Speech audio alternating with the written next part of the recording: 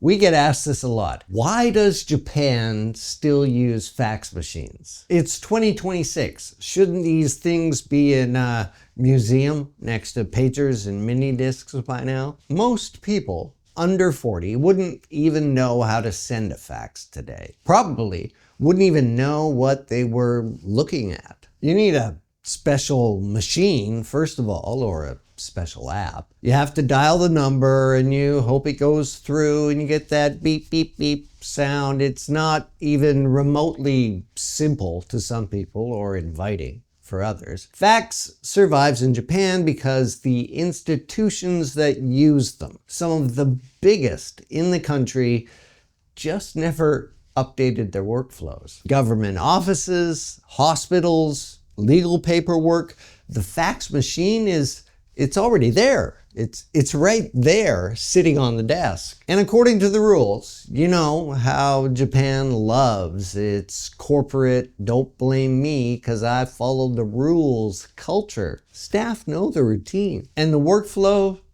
it hasn't changed in years, in decades even. You don't want to be the first person to break that chain, do you? Fax is just one, and yeah, the most cliche example of a much bigger pattern here. Some government ministries still ask for data on CDs and DVDs. A few years ago, our company was doing a print magazine for a ward office I won't name, and they wanted all of the layouts submitted on a 3.5-inch floppy disk. When that's your baseline, it's pretty clear that going digital in Japan is just creeping along slowly. Don't get me wrong, some places here are modern, but some, like hospitals, feel like stepping straight back into 1998.